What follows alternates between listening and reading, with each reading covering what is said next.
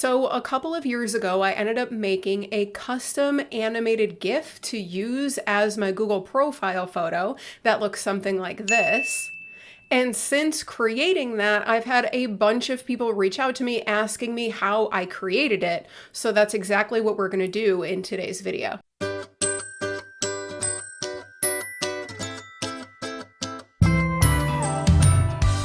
What's up, y'all? Welcome back to my channel. If you're new around here, I'm Mariah from MariahMagazine.com, and on this channel, I help simplify things like SEO, websites, tech, and I dive into tools and recommendations to help you grow your online business in a way that works for you.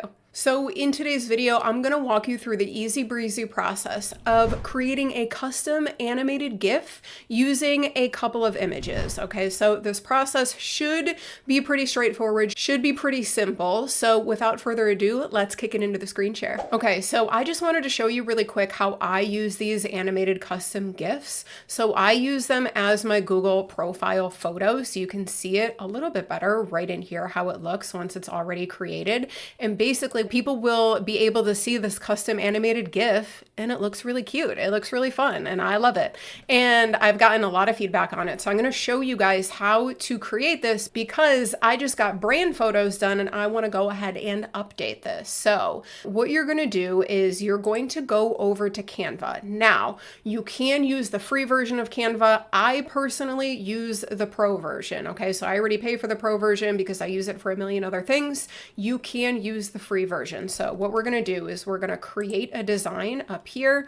You can click custom size, and then we basically just want this to be a square. So you can do 1500 by 1500 pixels and then click create a new design. That's going to give you this square right here. And then you're going to upload the photos that you want to use. You might have to play around with this and see which photos look best when they're kind of moving and animating from one to the next. But essentially what you're going to do is upload your photos and then you're going to click on them and kind of just make them take up as much of the screen as you want. And so here's the thing. I went through and kind of removed the background so that I could have like one of my brand colors be in the background. You don't have to do this. You can do whatever you want to. I will say that if you want to remove the background of a photo, you do need the pro version of Canva, or I created a separate video that walks you through different ways to remove a background from a photo in a different video. So I'm going to link that video in the description box below. So you can decide, keep the background, remove the background, doesn't really matter. But essentially you can go ahead and remove the background. And then if we want to change the background of this photo, we're going to kind of just make this image smaller just so it's easier to click on this background. So then clicking on the background, you can choose whichever color you'd like. So I like a brand color and all of that. And then what you're going to do after you kind of like the way that this looks, we're going to make it a little bit smaller just so it's easier to kind of work with here.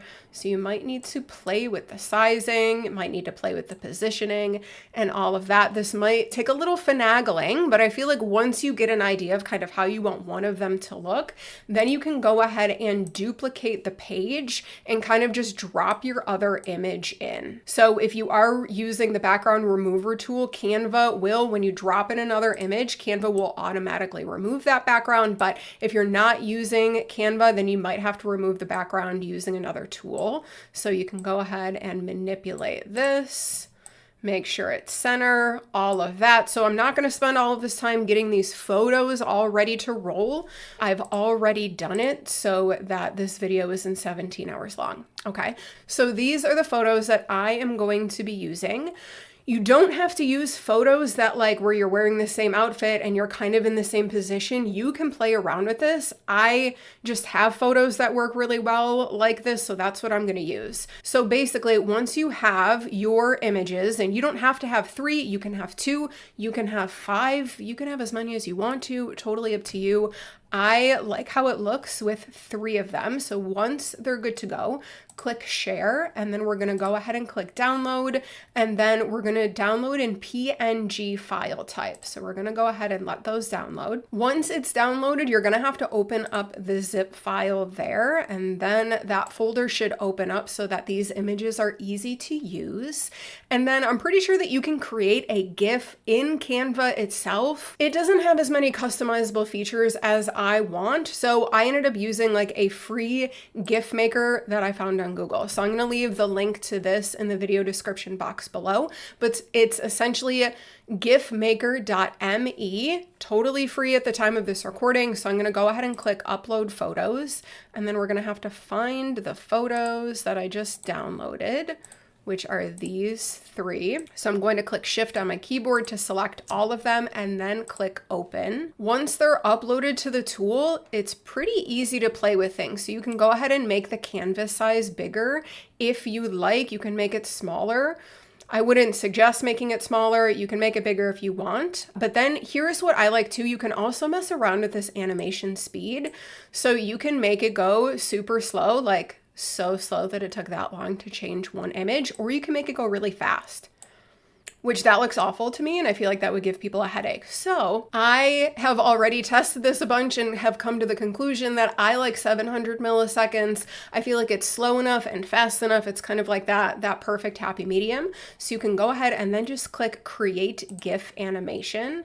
And then it's going to take a second, and you can view the GIF, you can download the GIF. So that's what we're going to go and do. We're going to download it, and then we're going to take a look at it. So if you kind of just click on this file, it's going to look a little weird with the images all separate. So what I like doing is actually viewing it in a folder so it looks more like this, and then you can preview how that's going to look before you upload it anywhere. So now basically your GIF is already created. If you don't like how it turned out, what you can do, there's really no way, like there's a delete images right here, but it gets a little funky. So I just refresh the page, and then it gets rid of the images, and I can start over. So if you didn't like your photos, if you didn't like the background, if things weren't centered properly, or you want to just mess around a little bit more, just go ahead and refresh the page here, and then you can kind of start over. And then if you did want to go ahead and upload this to your Google profile, you can go ahead and log into Google, and you can click the little pencil icon next to your profile photo.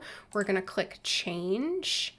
And then from my computer, we're going to drag this bad boy over here. It should just take a hot second, and then you can go ahead and you can kind of mess with the centering of it, and then click next. And then you'll be able to see how it looks. So I love the way that this looks. You're going to go ahead and save the profile photo, and then you should see it populate pretty quickly right up here. Sometimes it does take a couple days, usually like 1 or 2 days, to kind of like translate into all of the other Google tools and everything. But after a couple days or a couple hours, then you should start to see your fun custom animated GIF showing up here, or you can use it wherever you'd like. So that's it for today's video. If you guys found this tutorial helpful, give me a really quick thumbs up.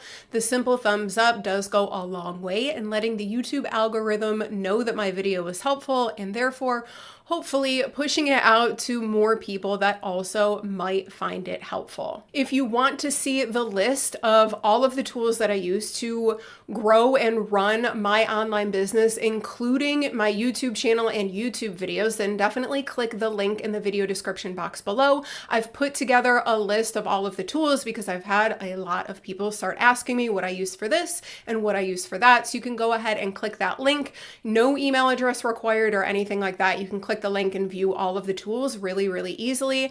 And before you leave, if you're not already subscribed to the channel, what are you doing? Hit that subscribe button, turn on bell notifications, and I will see you in the next video.